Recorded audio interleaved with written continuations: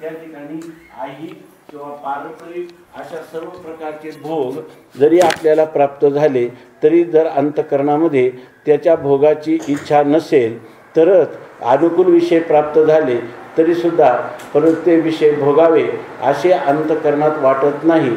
अशा प्रकारचा अंतःकरणात तीव्रतर वैराग्य असेल तर तो पुरुष हा कर्मसन्यासाचा अधिकारी आहे. आणि हा त्याग न करता केवळ बाह्य त्याग केला तर त्याला हे मोक्षरूपी फल मिळणार नाही.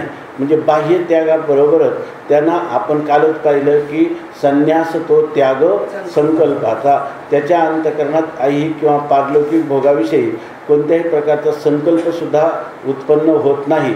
असा वैराग्यशील पुरुष असेल, असा त्यागी पुरुष असेल त्यालाच हा मोक्ष प्राप्त होतो. आणि कोणा कर्मसन्यासद्वारा.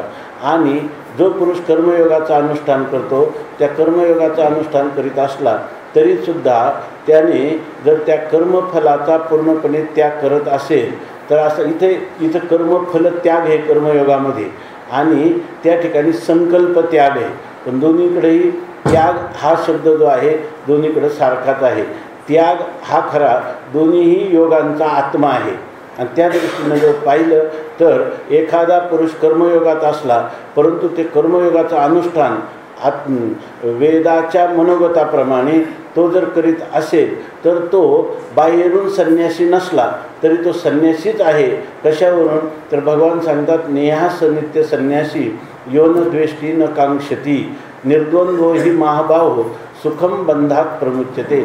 भगवान अर्जुनाला मानवी जीवनाच्या साधनाचं एक एक रहस्य उलगडून सांगतात की संन्यासी कोण आहे. नित्य संन्यासी त्यालाच म्हणावं की जो कशाचा कोणाचाही द्वेष करीत नाही किंवा एखादं कर्म आपल्याला करायला घेतलं आरंभ केला म्हणजे ते कर्म करण्यामध्ये आपल्याला शारीरिक मानसिक बौद्धिक कोणत्याही प्रकारचे कष्ट होतात म्हणून त्या कर्माविषयी द्वेष करत नाही. कर्म करायचं आहे ना तर शास्त्राने सांगितल्याप्रमाणे आपल्या वर्णाश्रम धर्माचं पालन करत असताना कितीही क्लेश झाले तरी ते कर्म करणं हे आपलं परम कर्तव्य आहे. त्याच्यासाठी त्यागाची कोणतीही किंमत मोजावी लागली तरी मी ती मोजणारच. अशा प्रकारचा त्या कर्मापासून होणाऱ्या क्लेशाविषयी द्वेष करीत नाही. किंवा एखाद्या कर्माचं केवळ फल पाहून त्या फलाच्या प्राप्तीसाठी तो कर्मयोग करायचा आणि त्याची आकांक्षा करायची इच्छा करायची असंही त्याच्या ठिकाणी नाही. म्हणून न कांक्षती त्याच्या ठिकाणी त्याला त्या कर्मफलाची इच्छा देखील कोणत्याही कर्माचं असणारं शास्त्र प्रतिपादित फल त्या फलाच्या इच्छेने किंवा आपल्याला ते अनुकूल आहे म्हणून ते करण्यात कष्ट कमी आहेत म्हणूनही ते कर्म करायचं असंही त्याचं त्या ठिकाणी नाही. न कांक्षती न द्वेष्टी त्या ठिकाणी क्लेशाच्या भीतीनं कर्माचा परित्यागही करीत नाही आणि त्याच्यातली असणारी सहजता सुगमता किंवा त्याच्यापासून मिळणारं महान कर्मफल याचा विचार करूनही तो त्या कर्माकडे प्रवृत्त होत नाही. मग कर्म करीत असताना त्याच्यासमोर त्याला कधी ना कधी हे सुखदुःख अनुकूल अशा प्रकारचं कर्म करत असताना त्याला सुख किंवा प्रतिकूल म्हणजे शरीरादी दृष्टीनं क्लेश कारकता या दृष्टीनं जर पाहिलं तर त्याला जरी कधी दुःखही सोसावं लागलं तर तो सुखदुःखे समीकृत्वा त्याच्यामध्ये लाभ किंवा अलाभ होतही नाही. लाभालाभ हे दोन्ही सारखं सुखदुःख दोन्ही सारखं आणि जयाजयऊ आणि त्याच्यामध्ये ते कर्म करत असताना विजय प्राप्त झाला म्हणजे ते कर्म सफल झालं किंवा ते कर्म करत असताना ते विफल झालं किंवा निष्फल झालं तरीसुद्धा त्याच्याबद्दल तो विचार करत नाही. मला शास्त्राने सांगितलेलं कर्तव्य करणं हे माझं परम कर्तव्य आहे म्हणून ते कार्य किंवा ते कर्म तो करायला प्रवृत्त झालेला असतो. त्यामुळे तो निर्द्वंद्व स्थितीला प्राप्त झालेला असतो. या ठिकाणी शीत उष्ण किंवा सुखदुःखामध्ये आपल्या अंतःकरणामध्ये उत्पन्न होणारे जे अनुकूल प्रतिकूल भाव किंवा भावविकार ते विकार त्याच्या अंतःकरणामध्ये उद्भूत होत नाही किंवा तो त्याला फारशी किंमत देत नाही. आपलं जे कर्तव्य वाट्याला आलेलं आहे ते करणं हे याला तो महत्त्व देतो. म्हणून असा जो पुरुष आहे तो निर्द्वंद्व असा असेल तर असा पुरुष हे महाबाहो अर्जुना, तो सुखम बंधात प्रमुच्यते, हा जो बंध आहे त्या बंधातून अनायासे तो त्याच्यातून तरुण जातो. जसं आपण म्हणतो की इथं कर्मसन्यास, पण कर्मसन्यासाची जसा एखादा पैलवान तो काय करत असतो, तालमीमध्ये शिक्षण घेत असतो. तो म्हणतो अगोदर तालीम करायची म्हणजे प्रशिक्षण घ्यायचं आणि त्याच्यानंतर तो हिंद केसरीला प्रवृत्त होतो. जर एखाद्याने काहीच पूर्वीचं कोणत्याही प्रकारचे व्यायाम केलेले नाही, तसा आहार विहार घेतलेला नाही आणि शरीराने किती जरी मोठा असला तर असा पैलवान जेव्हा आखाड्यात उतरतो तेव्हा एका क्षणात त्याला चितपट व्हावं लागतं. परंतु या ठिकाणी कर्मयोगाचं अनुष्ठान केलेला पुरुष जो आहे, की कर्मयोग ही कर्मसन्यासाची तालीम आहे आणि त्या तालमीमध्ये तो जेव्हा तयार होतो, तर तुम्ही म्हणाल मग कर्मयोग तर फार सोपा आहे. कर्मयोगा सुखम बंधाचा नाश करण्यासाठी हा कर्मयोग हे अत्यंत सुलभ साधन आहे असं भगवान स्वतः मुखतः सांगतात. असं आपल्याला दिसतं की तो जो पुरुष आहे सुखम नाम सुखेन, अनायासे विशेष काही प्रयत्न न करता बंधात प्रमुच्यते, म्हणजे तो बंधापासून मुक्त होतो, प्रकर्षाने मुक्त होतो. असं याचा अर्थ असा नाही की कर्म आणि ज्ञान ही दोन्हीही मोक्षाची साक्षात साधनं आहेत किंवा कर्माने मोक्ष होतो हा गीतेचा कधीही सांगण्याचा भाव नाही. गीतेमध्ये या ठिकाणी त्या समसमुच्चय सांगितलेला नाही किंवा कर्म आणि ज्ञान यांचं एकाच पुरुषाकडून एकाच वेळेला अनुष्ठान करावं हेही सांगण्यात तात्पर्य नाही. त्याचप्रमाणे केवळ कर्माने मोक्ष प्राप्त होतो असं श्रुतीच्या विरुद्ध कधीही गीतेचं सांगणं नाही. उलट गीतेने यत् कृतकम तद अनित्यम, कर्मापासून उत्पन्न होणारं फळ हे नेहमी अनित्यच असतं असंच गीतेचा अभिप्राय आहे. मग या ठिकाणी मात्र असं सांगतात की सुखम बंधात प्रमुच्यते, याचा अर्थ हा कर्मफल त्यागाची ज्याला सवय लागली किंवा ज्याच्या अंतःकरण वृत्तीची शास्त्रानुकूल अशी नित्य धारणा झालेली आहे की कर्तृत्वाचा अभिमान नाही, कर्मफलाची आकांक्षा नाही, कर्म केल्याशिवाय राहायचं नाही, ते कर्म ईश्वराला समर्पित करायचं आणि कुर्बन नैवेह कर्मानी जिजीविषेत शतम समहा, आयुष्याच्या शेवटपर्यंत कर्म करीतच आपल्याला जगायचं अशा प्रकारचा निश्चय. का तर ते कर्म मोक्षाचं साधन म्हणून नाही, साक्षात साधन नसलं तरी माझ्या अंतःकरण शुद्धीच्या द्वारा ते कर्म मला निश्चित मोक्ष फल पर्यवसायी होणार आहे अशा प्रकारच्या दृढ निश्चयाने हा कर्म करणारा पुरुष आहे. ही काय आहे, कर्मयोगाचे अत्यंत ज्याला रहस्यात्मक अशा प्रकारची तथ्य याच्यामध्ये सांगितलेली आहेत. त्याच्यामध्ये ते सांगतात की फक्त निर्द्वंद्व असलं पाहिजे, द्वेष करायचा नाही, आकांक्षा करायची नाही. अशा प्रकाराने इथं काल आपण चिंतन केलं, आकांक्षा शब्द हा दुराग्रहाचा वाचक आहे. म्हणजे या ठिकाणी मी हे कर्म करणार, कर्मानेच मला मोक्ष मिळतो असाही त्याचा आग्रह नाही. म्हणून या ठिकाणी हा जो पुरुष आहे, कारण काय दुराग्रह जो आहे त्या दुराग्रहाचा काही केलं तरी त्याग होत नाही, पण इच्छेचा आकांक्षेचा त्याग होऊ शकतो. ही आकांक्षा आपल्याला योग्य दिशेने नेणार नाही असं कळलं तर त्या आकांक्षेमध्ये परिवर्तन करू शकतो किंवा त्या आकांक्षेचा आपण त्याग पण करू शकतो. अशा प्रकारची ही आकांक्षाही नाही.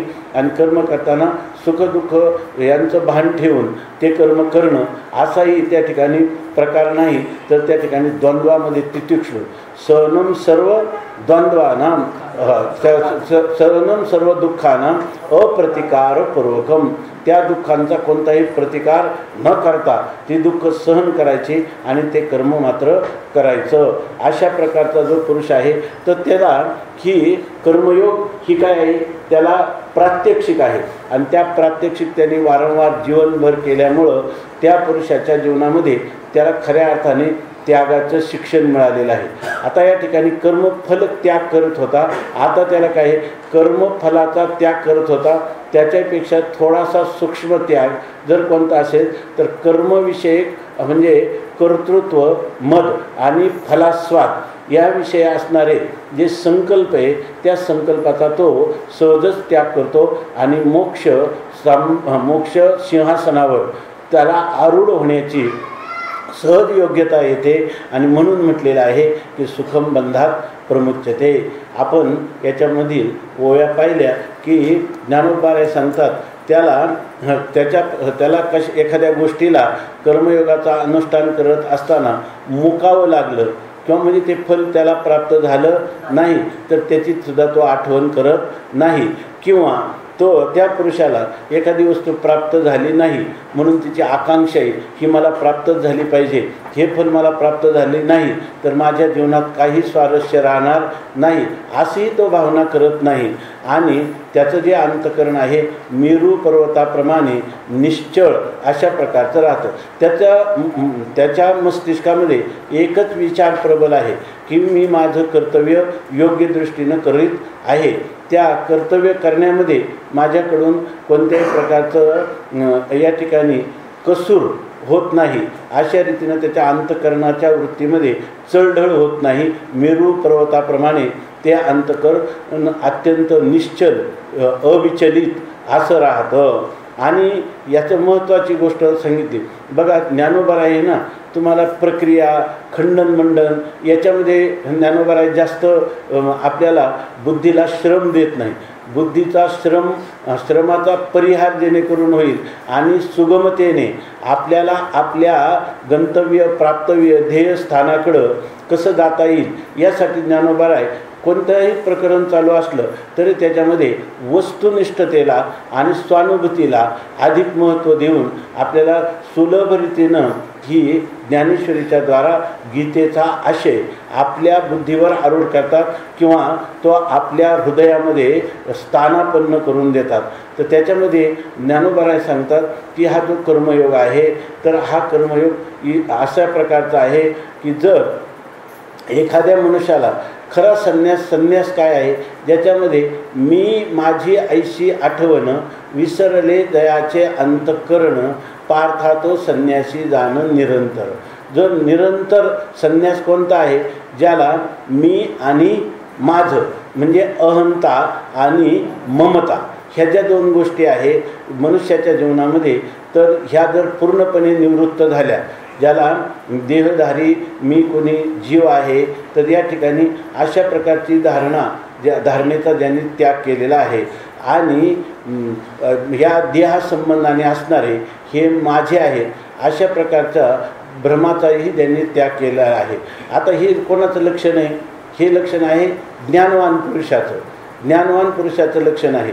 जर आता हे सांगतात कोणाला की तुम्हाला आम्हाला सांगतात कर्मयोगाचं अनुष्ठान करत असताना मी ही जी जाणीव आहे ना ती आपोआप विरळ होते कर्मयोगाचं अनुष्ठान करता करता. कारण तिथं काय कर्तृत्वाचा मद नाही. या ठिकाणी दयापासून हे सकळ महीमंडळ झाले किंवा यतः प्रवृत्तीर भूतानां येन सर्वमिदं ततं स्वकर्मणा तमभ्यर्च सिद्धिं विंदती मानवाः. या ठिकाणी सांगितलं की ज्याच्यापासून यतः प्रवृत्तीर भूतानां ज्याच्यापासून हे सगळे प्राणीमात्र निर्माण झाले आणि येन सर्वमिदं ततं ज्याने हे सर्व विश्व निर्माण केलेलं आहे विश्वाला व्यापलेलं आहे त्याला फक्त काय आहे आपल्या कल्याणासाठी आपल्याला वाट्याला आलेलं जे कर्म ती कर्मच त्या ईश्वराची पूजा आहे. म्हणून स्वकर्मणा तमभ्यर्च की सिद्धिं विंदती मानवाः. हा पुरुष हळूहळू सिद्धीला म्हणजे या ठिकाणी वैराग्य सिद्धीला आणि वैराग्य सिद्धी प्राप्त झालं की ज्ञानसिद्धीला तो प्राप्त होतो आणि नंतर तो मोक्ष सिद्धीला देखील प्राप्त होतो असं सांगत असताना इथं सांगतात की जो मनुष्य कर्मयोगामध्ये मी आणि माझी आठवण विसरण्याचं साधन कोणतं आहे? मी माझं याचं कारण आहे मूळ अज्ञान आत्मस्वरूपाचं. जे ज्याच्या अज्ञानाने भासतं ते त्याच्या ज्ञानाने निवृत्त होतं. असं असताना तुम्ही जर इथे कर्माचं महत्त्व सांगत राहिले तर कर्मामध्येच ही गोष्ट घडते की त्या ठिकाणी त्याचा आता तो काय मी हा जो अभिमान आहे हा तो काय म्हणतो मी कोणीच नाही. या ठिकाणी मला फक्त भगवंताचं काय कर्म करत असताना मी कर्म करतो, परंतु या ठिकाणी हे कर्माचा कर्तृत्व पूर्णपणे माझ्याकडे नाही. या ठिकाणी ईश्वराने मला हे देहादी प्रपंच, अवयव, इंद्रिय, ही मन, बुद्धी, ही जी सामुग्री आहे, ही सामुग्री कोणी दिलेली आहे? परमात्म्याने दिली. आणि तो परमात्माच माझं माध्यम करून माझ्याकडून सेवा घेत आहे असं जेव्हा कळतं की त्याला आपलं जीवाचं स्वतःचं सामर्थ्य नाही, म्हणून त्या ठिकाणी त्याचा मी विरळ व्हायला लागतो. आणि मी विरळ झाला की त्याच्या ठिकाणी आता सांगितलं आकांक्षा करायची नाही, द्वेष करायचा नाही, निर्द्वंद्व स्थितीत राहायचं. म्हणजे त्याच्या ठिकाणी जे देह तादात्म्य बुद्धी आहे ती आपोआपच विरळ होत जाते. देह तादात्म्य बुद्धी विरळ झाली का तत्संबंधी असणारे जे माझे ज्यांच्याविषयी ममत्व आहे ते ममत्वाचे विषय देखील काय होत राहतात? विरळ होत राहतात. म्हणून वेद हा कसा आहे? क्रांतदर्शी आहे, सर्वज्ञ कल्प आहे आणि मनुष्यांचा खरा हितेच्छू आहे. अहितापासून काढिती हित देवनी वाढविती नाही श्रुती परवती माऊली जगा. म्हणून वेदाने असं कसं म्हटलं तर असं सुद्धा माणसाने शंका घेऊ नये. वेदाने जे सांगितलं ते इदम इत्थम, ते असंच आहे याच्याविषयी मनुष्याने.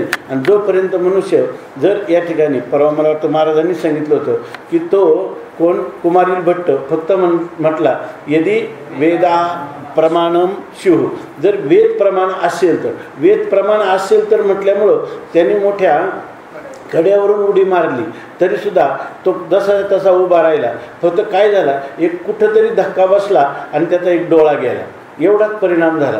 त्यांनी सांगितलं मी धर्मासाठी माझं संपूर्ण जीवन समर्पित केलेलं आहे आणि धर्माच्या श्रद्धेमुळं मी कड्यावरून उडी टाकली आणि तरी माझा डोळा का जावा. त्यांनी सांगितलं त्याचं कारण आहे की तू काय बोलला होता, यदी म्हणजे जर. इथं जर तर नाही धर्मामध्ये, धर्म प्रमाण, आपलं धर्माविषयी वेद काय आहे? प्रमाणच आहे. वेद जे सांगेल त्याच्याविषयी संशय घ्यायचा नाही. तस्मात शास्त्रम प्रमाणंते, शास्त्र म्हणेल ते सांडावे, राज्यही तृण मानावे, घे म्हणितल्या न म्हणावे विषयी विरू. या ठिकाणी कोण आपल्या पूर्वमीमांसा दर्शनाप्रमाणे त्याच्यामध्ये वेदाने जे सांगितलं त्याच्यावर संशय घ्यायचा नाही. त्याच्यामध्ये फार लक्षार्थ, व्यंजनान, ध्वन्यर्थसुद्धा करीत बसायचं नाही. जे परंपरेने त्याचे जे अर्थ केले त्याच अर्थाचं अनुसरण करायचं. म्हणून या ठिकाणी जेव्हा आपली अहंता विरळ होते तेव्हा ममतासुद्धा विरळ होते. कारण ममतेचे विषय असतील परंतु धर्माच्या आज्ञेचं उल्लंघन करायचं नाही, वेदाज्ञेचं उल्लंघन करायचं नाही हे जर ठरलं असेल मग त्यावेळेला आपल्यासमोर असणारी आई, मुलं काही जरी असले तरी तुकाराम आपलं तुकोबाराय म्हणतात की काय, ज्या वेळेला यांच्यापुढं प्रश्न आला, कोणापुढं? भरतापुढं आपली आई आहे ती मातृदेवो भव, पण ती धर्मशास्त्राच्या विरुद्ध रामाचा अभिषेक न करता मला अभिषिक्त करून पाहत आहे. त्यावेळेला काय केलं? प्रल्हादे जनक, प्रल्हादाचे वडील होते, पितृदेवो भव, परंतु धर्मशास्त्रापुढं काही त्या ठिकाणी चळढळ करायची नाही, त्याचे काही वेगळे अर्थ करून आपल्याला अनुकूल असं काही आचरण करायचं असं स्वातंत्र्य नाही. म्हणून त्यांनी सांगितलं प्रल्हादे जनक आणि बिभीषणे बंधू आणि राज्यमाता निंदू भरते केली. सगळा अभंग तो चांगला आहे, जर कोणाला आठवला तर सांगा. राज्यमाता निंदू भरते केली, तुका म्हणे सर्व धर्म हरी, त्याच्यातच आहे ना, तुका म्हणे सर्व धर्म हरीचे पाय, अनेक उपाय दुःख मुळं असं सांगितलेलं आहे. म्हणून इथं सांगतात मी माझी अशी आठवण ज्याच्या अंतःकरणामधून विसरून गेलेले आहे तो खरा संन्यासी आहे.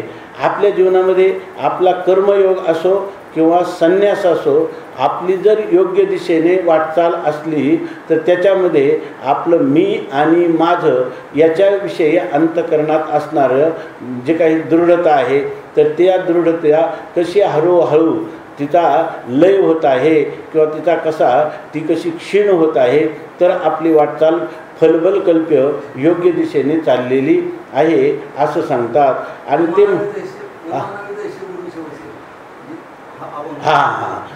न मानावे जेने घडे नारायणी अंतराय, होत बापमाय हा होत बाप माये वर जावी ती येर प्रिया पुत्र धना कोण लेखा करी तिथे पात्र दुःखा शत्रू हा करी तिथे दुःखा पात्र शत्रू प्रल्हादे जनक विभीषणे बंधू राज्य माता निंदू भरते केली तुका म्हणे सर्व धर्म हरीचे पाय आणि अनेक उपाय दुःख मुळ असं सांगितलेलं आहे. त्याचप्रमाणे आपण ज्या वेदाच्या आज्ञा आहेत त्याच प्रमाणभूत मानून जर आपण अनुष्ठान करत असेल तर त्या ठिकाणी बाह्य येणारे सुखदुःख त्याच्यापासून होणारी पूर्णता किंवा अपूर्णता फलप्राप्ती किंवा फलनिष्फलता या गोष्टीचा विचार करायचा नाही. कालच आपण पाहिलं की जर ते प्रारंभ केलेलं कर्म जर सफल झालं तर चांगलंच झालं आणि जर त्याच्यात वैगुण्य आलं तरी ते चांगलंच झालं असं मानायचं. आदरिता सिद्धी गेले तरी कादाची किर आले ठेली आई सगुण झाले ऐशेची मानी. यामध्ये असं सांगतात की मनी ऐसा झाला. याच्यामध्ये बाहेरून काय केलं नाही, मनाचा परमार्थ आहे. परमार्थ हा इंद्रियांचा किंवा बाह्य शरीराधिकांचा नाही. ती जरी त्याला साधन असेल तर खरं अंतरंग साधन कोणे मन आणि मनाने त्याग झाला पाहिजे. केवळ बाह्य त्याग महत्त्वाचा नाही. म्हणून जो मनी ऐसा झाला मना ज्याचा अंतकरण वृत्ती अशा प्रकारची झालेली आहे आणि संगी तोची सांडलेला आणि असा जो पुरुष आहे तो या संगी म्हणजे त्या विषयांची संगती असा एक अर्थ आहे आणि विषयांच्या विषय असणारी आसक्ती त्या आसक्तीचा त्याने त्याग केलेला आहे. असा जर पुरुष असेल म्हणजे जरी बाहेरून व्यवहारामध्ये राहत आहे पण अंतकरणात मात्र ते व्यवहार करत असताना ते विषय भोगत असताना देखील त्या विषयांच्या विषयी भोगाविषयी आसक्ती नाही. असं जर अंतकरण असेल तर ते म्हणतात असा जो पुरुष आहे तोच सुखे सुख पावला अखंडित. तो ह्या अखंड म्हणजे कोणत्याही देश काल वस्तूचा परिच्छेद ज्याच्यामध्ये नाही अशा प्रकारचं जो काही सुख आहे ते सुख त्याला प्राप्त होतं. या ठिकाणी हे जे सुख अखंड सुख ज्याला म्हणतात म्हणजे कोणत्याही देशात कोणत्याही कालात आणि कोणत्याही वस्तूशी संबंध आला तरी त्याच्या सुखात कोणत्याही प्रकारची उणीव किंवा कमतरता होत नाही. याच्यामध्ये ह्या आपलं बरंचसं बुद्धीची शक्ती किंवा ऊर्जा ही कर्मश्रेष्ठ की ज्ञानश्रेष्ठ की भक्तिश्रेष्ठ क्रमयोग की त्याला काय म्हणतो आपण क्रमयोग श्रेष्ठ किंवा दोन्हींचं मिळून क्रमसमुच्चय श्रेष्ठ की समसमुच्चय श्रेष्ठ. शास्त्राचा सिद्धांत क्रमसमुच्चयाचा आहे की समसमुच्चयाचा आहे असं चिंतन करताना आपल्याला संस्कृत वाङ्मयामध्ये दिसतं. ज्ञानोबाराय जे चिंतन करतात आता सांगितलं वस्तुनिष्ठ चिंतनामध्ये ज्ञानोबारायांचं माऊलीचं अंतकरण आहे आणि त्यामुळं सगळे जे जीव आहेत त्या सगळ्यांना आनंदाच्या राशीवर बसवण्यासाठी ह्या कर्मयोगाला किती उंचावले की जे वेदप्रणित उपाय आहे पण वेदाचा कितीही आलोडन केलं तरी कर्मयोगाचं एवढं उच्च आहे. एक तर काय होईल कर्म जडता किंवा कर्मठता घेईल मनुष्य परंतु आपलं जे भगवंताचं मनोगत किंवा शास्त्र सिद्धांत त्याला विरोध येऊन न देता पार त्या कर्मयोगाला कर्मसन्यासाच्या जवळ नेण्याचं जे कार्य आहे ते माऊलींनी या ग्रंथातून केलेले आहे. आणि इतकं मोठं शिवाय हे काय अर्थवादाने नाही. या ठिकाणी ही वस्तुनिष्ठता आहे. खरोखर जर कर्माचं अनुष्ठान केलं तर तो पुरुष जो आहे तो कर्मसन्यासी आणि कर्मयोगी हे जवळ इतके जवळ येतात की ते दोघंही मोक्ष फलाला प्राप्त होतात. एक पाऊल पुढं टाकला की मोक्ष त्यांना आहे. कर्मयोगाचा पुढचा पाऊल कर्मसन्यास आहे आणि कर्मसन्यासाचा पुढचा पाऊल हा मोक्ष आहे. अशा रीतीनं या कर्मयोगामध्ये जी लक्षणं ज्ञानयोगाची तीच लक्षणं या ठिकाणी कर्मयोगामध्ये ज्ञानोबाराय सांगत आहेत. आणि असं सांगतात की असा जर पुरुष असला ना वास्तविक म्हणजे तत्त्वज्ञच आहे किंवा काही कर्म जरी असलं याचं एक ओवी की तर कर्म जरी असलं तरी त्याला ज्ञानाचं अधिष्ठान पाहिजे अशी एक माऊलींची ओवी आहे की या ठिकाणी कर्म जरी करत असले तरी त्याच्या आपल्या भारतीय संस्कृतीमध्ये मुळामध्ये ह्या खंडन मंडनापेक्षाही प्रत्येक गोष्टीला तत्त्वज्ञानाचं अधिष्ठान आहे. आंधळ्या गरुड्याचे पाका हाती ते कवनीय उपयोगा जाती तैसे सत्कर्माते उपखे ठाती ज्ञानी विन. अशा प्रकारचं सांगितलं. आंधळा मनुष्य खूप बळवान आहे आणि त्याला गरुडाचे पंख दिले. आता तो कुठं सगळीकडे उड्डाण करेल का नाही, पण कोणत्या डोंगरावर आदळवून सांगता येत नाही. तसं मनुष्याने किती सत्कर्म कर्मयोग करणारा असेल आणि त्याला त्या कर्माच्या फल, त्याच्या करता त्याचा अधिकार इत्यादी गोष्टींचं ज्ञान नसेल तर त्या ठिकाणी सत्कर्माचे उपके ठाती कितीही कर्म करीत राहिला तरी त्या कर्माचे उपके म्हणजे फक्त श्रमच त्याला प्राप्त होतील. कशामुळं? ज्ञाने विन, असं माऊलींनी सांगितलेलं आहे. ते त्याच्यासाठी आपण जर ज्ञानेश्वरीचंच चिंतन केलं आणि इथल्या एका पदाचं जर आपण त्याचं अनुसरण केलं समजावून घेऊन, ते आपल्याला सगळं कळेल असं नाही. यथाशक्ती यथामती कळेल. यथामती कळेल तसं यथाशक्ती त्याचं अनुष्ठानात प्रवृत्त झालं तर हे महान फल जे आहे की जे वेदांत वेत्यांनाही प्राप्त होणार नाही ते फल ज्ञानेश्वरी महाराजांच्या ओव्यांचा अनुसरण करताना प्राप्त होईल. अशा प्रकारची योजना माऊलींनी केलेली आहे. तेव्हा माऊली म्हणतात की असा जर एखादा पुरुष असेल तर तो गृहस्थाश्रमात असेल तर त्याला गृहस्थाश्रमाचा त्याग केला पाहिजे असं सुद्धा नाही. या ठिकाणी म्हणजे त्याला वैराग्य झालं आहे. इथं एक क्रमामध्ये काय फल सांगितलं की हे करत असताना कर्मयोगाचं अनुष्ठान करताना त्याला वैराग्य निर्माण होईल आणि त्याला ऐहिक पारलौकिक भोग नको वाटतील आणि त्यावेळेला त्याची बुद्धी अंतर्मुख होईल. त्यावेळेला त्यांनी काय करावं? सरळ विधीपूर्वक संन्यास करावा असं सांगितलेलं आहे. म्हणून यदह रेव विरजेत तदह रेव प्रव्रजेत. त्यांनी ब्रह्मचर्यात वा वानप्रस्थात वा, हे बरं ना, असंच आहे ना. तर त्या ज्या वेळेला त्याच्या अंतःकरणात प्रबल वैराग्य निर्माण होईल त्यावेळेला त्यांनी काय करावं? तो गृहस्थाश्रमात असो, वानप्रस्थाश्रमात असो किंवा ब्रह्मचर्यात असो, त्यांनी तत्काल या आश्रमाचा त्याग करावा आणि संन्यास ग्रहण करावा असं सांगितलेलं आहे. इथं असं सांगतात हे साधनक्रमामध्ये कर्म उपासना ज्ञान या क्रमसमुच्चयामध्ये जरी प्रतिपादन केलं असलं तरीसुद्धा एखादा मनुष्य गृहस्थाश्रमामध्येच ज्ञानी होऊ शकत नाही असं नाही. जर तो पुरुष ज्ञानी झाला तर मग त्याने विद्वत संन्यास करावा की विविधिशा संन्यास करावा अशा प्रकारचं शास्त्रार्थामध्ये चिंतन चालतं. की जर एखाद्या पुरुषाला ज्ञान होत नसेल आणि त्याला वैराग्य निर्माण झालं तर त्यांनी काय करावं? हा साधनभूत असणारा विविधिशा संन्यास करावा.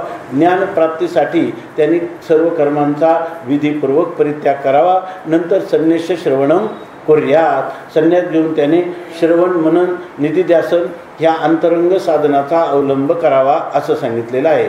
आणि जर एखादा पुरुष कोणत्याही आश्रमामध्ये त्याला जर ज्ञान झालं असेल समजा, तरी तो परिपूर्ण ज्ञान झाला असेल तर मग त्यांनी ज्या कर्मामध्ये तो प्रवृत्त आहे त्या कर्माचा परित्याग करावा. कशासाठी? ज्ञान झाल्यानंतर ज्ञानाचं निष्प्रतिबंध आनंद ह्या फलाचा उपभोग म्हणजे जीवनमुक्तीच्या विलक्षण सुखाचं आस्वादन जर त्याला करायचा असेल तर शास्त्र असं सांगतं की त्यांनी संन्यासच करावा. त्याला म्हणतात विद्वत संन्यास म्हणजे ज्ञानपूर्वक संन्यास. परंतु जेव्हा खरं ह्या संन्यासाचं तत्त्व काय आहे तेव्हा संन्यासाचं तत्त्व कालच आपण पाहिलं की भाष्यकार काय सांगतात? वृत्ते हे संन्यासाय व संन्यासा. त्या ठिकाणी वृत्तीचा संन्यास हाच खरा संन्यास आहे. तरी पण आचार्यांचा आग्रह आहे की या ठिकाणी काशाय वस्त्र धारण करावं आणि त्याने या ठिकाणी शिखासूत्राचा परित्याग करावा आणि परमहंसांचं धन असं जे ओंकार आहे त्याचं चिंतन करीत आत्मचिंतन करीत त्याने आयुष्य काढावं असं सांगितलेलं आहे. त्याला विद्वत संन्यास असं म्हणतात. दुसरा प्रश्न येतो की या ठिकाणी असं करायचं तर समजा एखाद्याने तो संन्यास नाही घेतला तर चालेल का? तर या ठिकाणी ज्ञानोबराय ह्या गोष्टीचा जास्त ओआपो करत नाही की त्याने संन्यासच घ्यावा किंवा घेऊच नये असं सांगत असताना महत्त्व काय आहे? ज्ञानप्राप्तीमध्ये आहे. ज्ञान प्राप्त झालं आणि असा पुरुष जर कर्मामध्येच राहिला तर ज्ञानोबरायांचा त्याला आग्रह नाही की तू संन्यासच घे म्हणून. ज्ञानोबराय म्हणतात आता म्हणजे नंतर ही जर स्थिती तुम्हाला प्राप्त झाली असेल तर जेव्हा स्थिती प्राप्त झाली नाही त्यावेळेला तर कर्मसन्यासापेक्षा कर्मयोगच करणं चांगलं आहे. न बाणता स्थिती अंगी कर्मत्यागी लंडतो अशा प्रकारचं म्हटलेलं आहे. म्हणून आता ही स्थिती जर तुम्हाला प्राप्त झाली तर मग तुम्ही कर्मत्याग करावा की नाही, तर याविषयी ज्ञानोबराय असं म्हणतात, आता गृहाधिक आगवे ते काही न लगे त्याजावे, जे घेते झाले स्वभावे निसंगो म्हणवनी. आता अशा पुरुषाने गृहाधिकांचा त्याग करायचा का? त्याला करण्याची गरज नाही. तर काही न लगे त्याजावे, काही त्याग करण्याची गरज नाही. ज्या पुरुषाला आत्मबोध प्राप्त झालेला आहे, आणि खरं तर काय आहे, या अध्यायामध्ये कर्म संन्यास योग असं जे नाव दिलं त्याच्यामध्ये हे कर्म संन्यास आणि कर्म हे कर्मयोग ह्या दोघांचंही वर्णन केलेलं आहे. जर खरा कर्मयोगाची परिपक्व अवस्था जी आहे ना, ती जवळजवळ कर्मसन्यासच आहे. तिच्यामध्ये येणारी जी अनुभूती, कोणाला काय वाटलं तर लगेच विचारा, ही अनुभूती जवळजवळ कर्मसन्यासाचीच अनुभूती आहे. आणि जर कोणाला त्या कर्मसन्यासाचं फल जे जीवनमुक्ती ती जर कर्म करीत असणाऱ्या एखाद्या पुरुषाला प्राप्त झाली असेल तर त्यांनी गृहाधिकांचा त्याग करावा की नाही, तर ज्ञानोबराय असं सांगतात, आता गृहाधिक आगवे ते काही न लगे त्याजावे, त्याला काही त्याग करण्याची गरज नाही. पण कोणाला याचा अर्थ विविधिशा संन्यास किंवा विद्वत संन्यास ह्या गोष्टी ज्ञानोबरायांना मान्य नाहीत असा मात्र नाही. पण हा जो बोध आहे इतका उच्च कोटीचा आहे की जे घेते झाले स्वभावे निसंग म्हणून. तुम्हाला अगोदर काय वाटतं की आम्ही कर्मयोगाच्या द्वारा अंतःकरण शुद्धी केली, नंतर श्रवणादी अंतरंग स्वादाच्या द्वारा ज्ञानसिद्धी केली, आणि नंतर आम्ही काय झालो, मुक्त झालो, आणि असाच मुक्ततेचा क्रम आहे. परंतु हा पुरुष अशा बोधाला पोचलेला आहे की बंध कालेपी बंधाभावा, जे घेते झाले स्वाभाविकच मी निसंग आहे. मुक्त कासया म्हणावे बंधन ते नाही ठावे. माझ्या आत्मतत्वाच्या ठिकाणी, माझ्या वास्तव स्वरूपाच्या ठिकाणी ना बंध ना मोक्ष. ज्या वेळेला मी मला बंधात आहे, मी बंधनाला प्राप्त झालो आहे असं समजत होता माझा काय चिदाभास, त्यावेळेला चिदाभास रूपाने असणारा खोटा मी, त्यावेळेला सुद्धा माझा खरा मी म्हणजे माझं खरं स्वरूप ते वास्तव मी ते कसं होतं, ह्या बंधाने आणि मोक्षाने अस्पर्शित अचुंबित असंच होतं. कारण तो कोण पुरुष हा जो स्वाभाविकपणे निसंगच आहे, म्हणजे मला कधी संग लागलाच नाही. स्वभावता मला मुक्त कासया म्हणावे बंधनाची नाही ठावे. ज्याला मला बंधच झाला नाही तर मुक्त काय व्हायचं. मग आता जर बंधन आणि मुक्ती ही जर आत्मस्वरूपाच्या ठिकाणी दोन्ही विकल्प नाही, तर अशा वेळेला मला विविधिशा संन्यास करायचा आहे का, मला विद्वत संन्यास करण्याची गरज आहे का, कोणत्याच संन्यासाची गरज नाही. का माझा हा नित्य संन्यासच आहे. नेहा नित्य संन्यासी यो न द्वेष्टी न कांक्षती निर्द्वंद्व ही महाभावो निर्द्वंद्वो ही महाभावो सुखम बंधात प्रमुच्यते. इथं भगवंतानीच मुळात इतक्या उंचीवर ह्या कर्मयोगाला नेऊन ठेवलेलं आहे. आणि त्याचं स्पष्टीकरण करताना माऊलींनीही त्या भगवंताचं खरोखर जे देवाचे मनोगत तो दावित आहाची मूर्त, भगवंताचं खरं मनोगत या ठिकाणी सांगितलं. हा विषय हे जे 3 अध्याय आहेत ना, विशेषतः म्हणजे दुसऱ्या अध्यायात तोच विचार आहे, परंतु 3रा 4था आणि 5वा अध्याय हे 3 अध्यायांचं प्रकरण. म्हणजे खरं जर पाहिलं तर आता हा 5वा अध्याय चालू आहे. 7व्या अध्यायाप्रमाणे पर्यंत हे सगळं कर्मयोगाचं षटक आहे.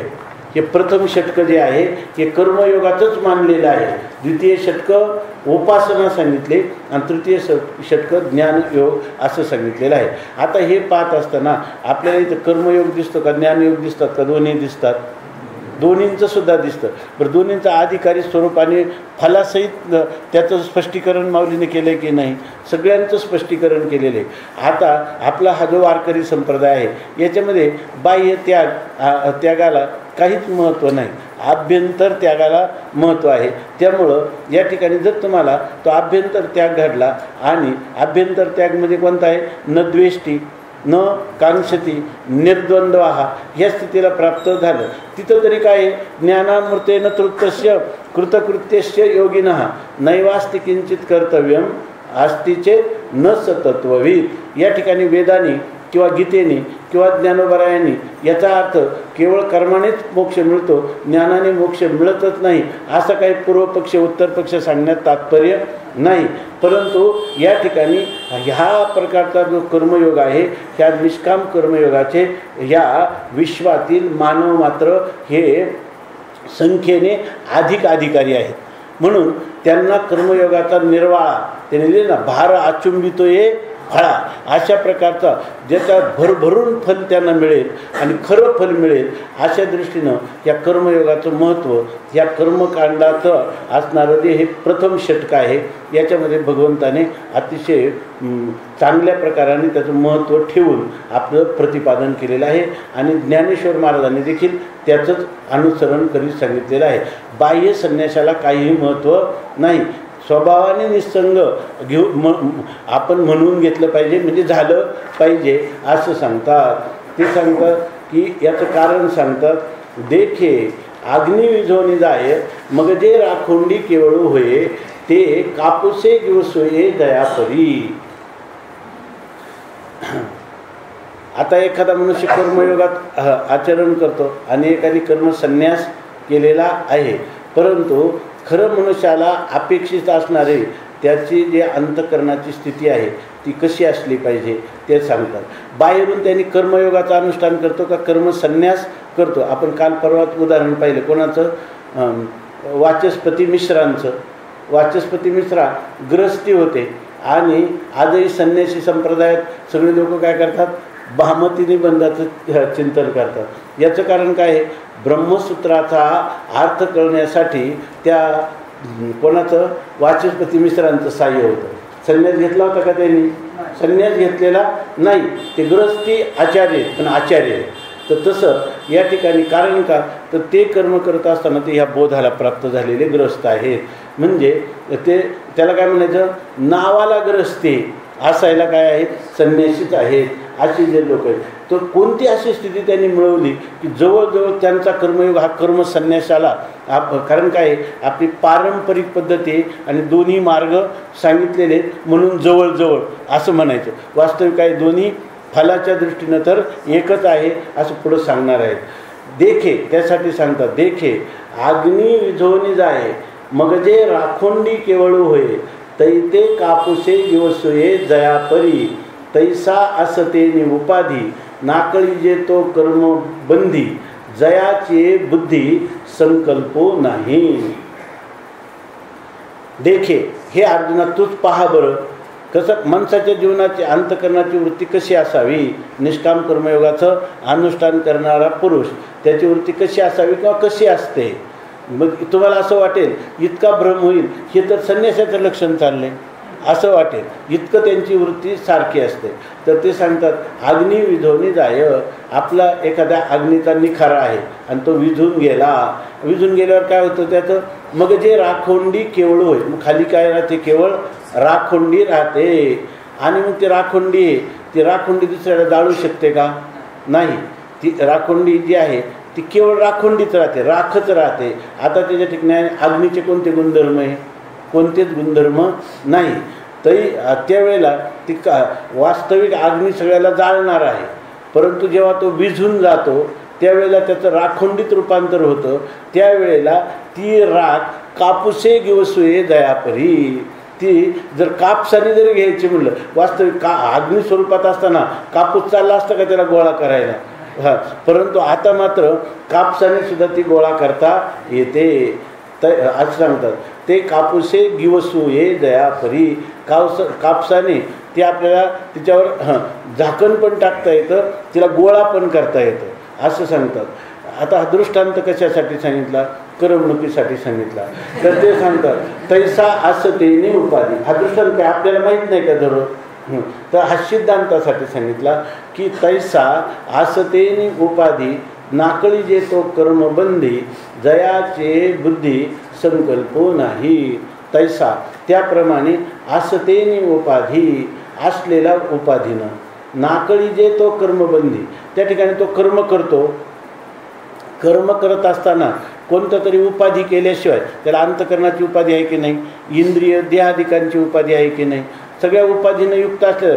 कर्म निरुपाधिक अवस्थेमध्ये उपाधी जर नसला तर ती नैष्कर्म्य स्थिती आहे ती, किंवा अकर्म स्थिती आहे. तिथं काहीच घडणार नाही, उपाधीशिवाय क्रिया करणार नाही. मग त्या ठिकाणी उपाधी मानावीच लागते का नाही कर्मयोगाला?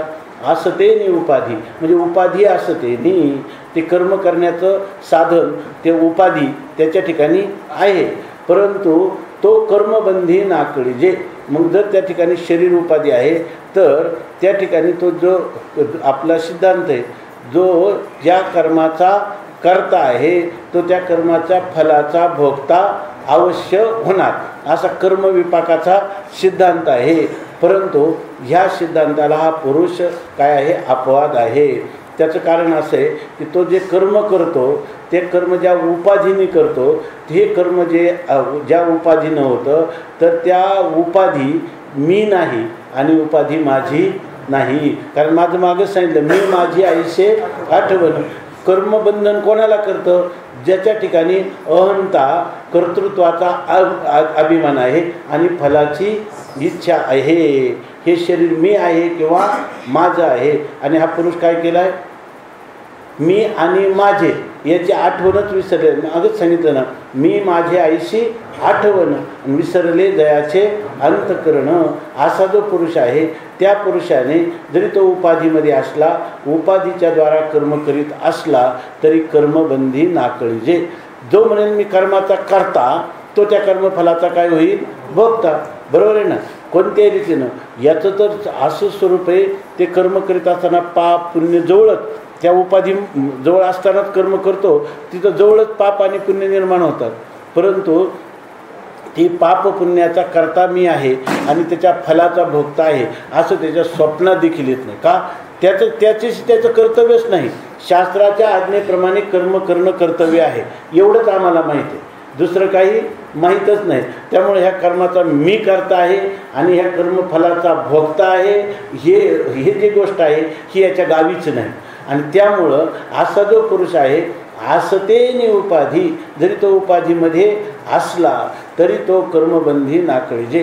कर्माचा बंध कोणाला लागेल? ज्याच्या ठिकाणी मी किंवा माझं अशा प्रकारची आठवण असेल तो त्या कर्माचा कर्ता होईल आणि म्हणून त्याला फल लागेल. एक असं सांगतात, वर्णाश्रम वयोवस्था. मी अमक्या वर्णाचा आहे, मी अमक्या आश्रमाचा आहे, माझं हे वय आहे, माझी ही अवस्था आहे, असा अभिमान ज्याच्या ठिकाणी आहे त्याच्यासाठी हे वेदातले सगळे कर्मकांड जे आहे विधिनिषेध ते त्याच्यासाठी सार्थक आहेत. आम्ही त्याच्यासाठी हे आमचं म्हणजे हे शरीर मी आहे, शरीर माझं आहे, हे कर्तृत्व माझं आहे, कर्मफलाचा भोग मला होणार आहे हे कधीच नाही. कर्माचा करता झाला की मग त्याला भोगता होतो. पण इथं कर्म करण्याची युक्तीच असे का कर्तृत्व अभिमान घ्यायचा नाही आणि फलाभिलाषा ठेवायची नाही आणि कर्म केल्याशिवाय राहायचं नाही. याच्याविषयी अखंडानंद स्वामींनी एक उदाहरण दिले. एक मनुष्याच्या हातून काहीतरी पाप कर्म घडलं तर त्यावेळेला त्याला यमलोकात त्याचं फल भोगण्यासाठी जाण्याची पाळी आली. तेव्हा जेव्हा तो यम समोर त्याला न्यायला आला त्यांनी सांगितलं, तू मला का म्हणून यमलोकात नेतो आहेस? त्यांनी सांगितलं, तुमच्याकडून हे आमकं तुमच्या हातून हे कर्म घडलेलं आहे. त्यांनी सांगितलं, तुम्हाला माहिती आहे का अजून तुम्ही वेदांत शिकले का किंवा पंचीकरण माहिती आहे का, विचारसागर शिकले का? त्यांनी सांगितलं की यात कोणतंही इंद्रिय त्याचं एक आधिभूत आणि आधी दैव अशा प्रकारचं असतं. तर इंद्रिय हात आहे, त्याचा विषय काय आहे? आदान प्रदान, घेणं टाकणं हा त्याचा विषय आहे आणि त्याची अधिष्ठात्री देवता कोण आहे? इंद्र आहे. तेव्हा हे जे माझ्याकडून वाईट कर्म घडलं याचा माझा संबंध काय आहे? याचा संबंध कोणाचा आहे? इंद्राचा आहे. तेव्हा ते इंद्राला शासन करायचं, तो चुकीच्या स्थानी आला. त्यांनी सांगितलं, ते इंद्राला ही गोष्ट जेव्हा कळली तेव्हा इंद्राने काय केलं, आता आपल्याला शासन होणार कारण याची आज्ञा. तर त्यांनी सांगितलं की ठीक आहे पाहतो मी. तर इंद्र एक दिवस गेला आणि त्यांनी काय केलं तर एक चांगल्या प्रकारची कलाकृती केलेली होती. तर त्या ठिकाणी ते चांगले काहीतरी कलेने एखादी प्रतिमा म्हणा काही तयार केलेली होती. इंद्र तिथे गेला अतिथीच्या वेशात तर म्हणे काय मूर्ती सुंदर केली, काय भगवंताची लीला आहे असं तो म्हणायला. तर म्हणे भगवंताची काय लीला आहे, ही पठ्ठ्याने तयार केली. त्यांनी लगेच हात दिला. हाच पठ्ठ्या काय होता, असत्कर्म करणारा सुद्धा कोण होता. आता ही इंद्रा म्हणजे त्यांनी सांगितलं इंद्र देवतेची अधिष्ठात्री देवतेची किती कृपा आहे. तर म्हणला कसला इंद्र कुठून आणला, हे मी केलेलं आहे. म्हणजे मी केलं की जो ज्या कर्माचा करता तो त्या कर्मफलाचा काय होतो, भोगता होतो. आणि याने ते सर्व टाकून दिलेलं आहे. हे मदती स्तव झाले परी म्या नाही केले, माझ्याच अधिष्ठानावर झालं, परंतु कर्तृत्व भोक्तृत्व मात्र आलं नाही. आणि आयशे जेणे जाणितले तो सुटला गा, तैसा असतेने उपाधी. त्याप्रमाणे उपाधी म्हणजे कर्म करण्याचं जे साधन आहे, करण आहे, तिथं उपाधी शब्दाचा अर्थ असा घ्यावा, ती उपाधी असतानाही तो कर्मबंधी नाकळीजे, तो कर्माचा बंधन त्याला प्राप्त होत नाही. याचं कारण काय आहे, जयाचे बुद्धी संकल्प नाही. कारण त्याच्या बुद्धीमध्ये कोणताही संकल्पाचं, कोणता संकल्प मी आणि माझं आहे की नाही, हा संकल्पच त्याच्या अंतःकरणात कधी उद्भूत झालेला नाही. जयाचे बुद्धी संकल्पू नाही. आणि म्हणून भगवान सांगतात अर्जुना, मनोनी कल्पना जे सांडे तैची गा संन्यासू घडे, ये कारणे दोन्ही सांगडे संन्यास योगू. आता म्हणून सांगतात मनोनी कल्पना जे सांडे, म्हणजे त्या मनुष्या उपाधीत राहत असताना कर्म करताना देखील तो कर्मबंधात आकळत का नाही, याचं कारण जयाचे बुद्धी संकल्प नाही. त्याच्या बुद्धीमध्ये कर्तृत्व भोक्तृत्व ठीक आहे ना, अशा प्रकारचा संकल्पाचं उत्थानच त्याच्या अंतःकरण वृत्तीत कधी होत नाही. आणि म्हणून अर्जुना याचा सामंजस्य समन्वय तू लक्षात घे की मनोनी कल्पना जरी सांडे तैची गा संन्यासू घडे. खरा संन्यास ह्या भारतीय संस्कृतीमध्ये लोक म्हणतात हे फार वर्णाश्रम धर्माला चिकटून बसलेले लोक, आणि त्यामुळं आजकाल यांची पिछेहाट झाली. परंतु खरं काय आहे, वर्णाश्रम धर्म तर हे जे बाह्य आडंबर आहे, हे मूळच्याच वैदिक सनातन परंपरेत बाह्य आडंबराला स्थान नाही. त्याचं असणारं जे अंतरंग आहे, ते अंतरंग जसं त्याने लिहिलं ना, दीर्घेन कालेन अनुष्ठातृणाम कामोद्भवात, अनेक काळ गेल्यामुळं लोकांनी त्याचं बाह्य आडंबरच घेतलं आणि त्याच्यात अंतरंगात असणारं जे सार मार्मिक त्याचं रहस्य याच्याकडं लोकांची उपेक्षा झाली. आणि फक्त काय आहे, हे आचरण कसं झालं ते सांगतात ना. ते आता परवा इस्लामांचा सण झाला, त्याच्यामध्ये नमाज पडताना ते सांगतात की एकामागे एक उभे राहिले, नमाज पडायला लागले. नंतर काय झालं, 2 मिनिटांनी जो पुढचा मनुष्य होता ना त्याच्यापर्यंत प्रत्येकाने पुढच्याला लाथ मारली आणि सगळे खाली पडले. ते म्हणजे ह्या असा नमाज काही कधी पाहिला नव्हता. म्हणून जो पुढचा मनुष्य जेव्हा पडला त्यांनी त्या मागच्याला विचारलं असं का झालं. त्यांनी सांगितलं पिछेशी आई आगे धकाई, मागून आले आणि पुढं चाललं. त्याचं कारण काय, जो शेवटचा होता त्याच्या पुढचा जो मनुष्य होता त्याचे कपडे फाटलेले होते. तेव्हा सणाचा दिवस आणि हा कपडे फाटलेला घालून आला म्हणून त्याने त्याला लाथ मारली. त्याला काय वाटलं पुढच्याला मारायचे. तसं आपल्या ठिकाणी ही जी वर्णाश्रम पद्धती आहे, ह्या वर्णाश्रम पद्धतीचं बाह्य आडंबर आहे. त्याच्यातलं जे तात्विक भाग आहे तो तात्विक भाग या ठिकाणी ज्ञानेश्वर महाराजांनी त्याचं सांगितलेलं आहे. किंबहुना हे काही ज्ञानेश्वर महाराज हे त्याचं जे बाह्य आडंबराचं किंवा एक स्तोम ज्याला आपण म्हणतो ते स्तोम माजलेलं त्याला त्या ठिकाणी अभिभूत करून वास्तवता काय आहे ती ह्या ज्ञानेश्वरीमध्ये कर्मरहस्य ज्याला म्हणतात. आता एक पुस्तक परवा आपल्याला कोणी आणून दिले, कर्मरहस्य, कर्म सिद्धांत म्हणून ते आहेत ना गुजरातमधले, त्यांचं पुस्तक काय हिराबाई ठक्कर, तर त्यांचं पुस्तक आणून दिले. तर याच्यामध्ये कर्मरहस्य जे आहे ते रहस्य ज्ञानोबर आहे या ठिकाणी सांगतात. खरं काय आहे, कल्पना जरी सांडे, जर मनुष्याच्या अंतःकरणामधली जी कल्पना म्हणजे जे विकल्प आहेत ते विकल्पाचा जर परित्याग केला तरीच सगळा संन्यास, तरच संन्यास घडतो. संन्यास तो त्याग, तुकाराम महाराजांनी कशी सूत्र सांगितलेली, जे संन्यास धर्माचं सगळ्या मोक्षधर्म यतिधर्म किती वर्णन केलं असलं पण संन्यासाचं रहस्य काय आहे, संकल्पाचा त्याग, संकल्प विकल्पाचा परित्याग हे सांगितलं. आणि तैची गा संन्यास घडे, तरच खरा संन्यास या ठिकाणी घडतो. ये कारणे या कारणाने दोन्ही सांगडे संन्यास योग. इथलं कोणती कल्पना? कर्मयोगामध्ये कल्पनेचाच त्याग आहे. कोणत्या? कर्तृत्व मत आपलं काय आणि फलास्वाद, बरोबर ना. किंवा या ठिकाणी इच्छा म्हणजे आकांक्षा, द्वेष, निर्द्वंद्व यांचा त्याग आहे. आणि इथं कशाचा त्याग आहे? म्हणजे ह्या कल्पनांचाच त्याग आहे तिथं सुद्धा.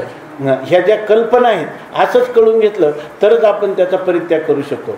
म्हणून म्हणतात की तैचिगा संन्यास उघडे. माऊली चकाराने सांगतात, एवकाराने.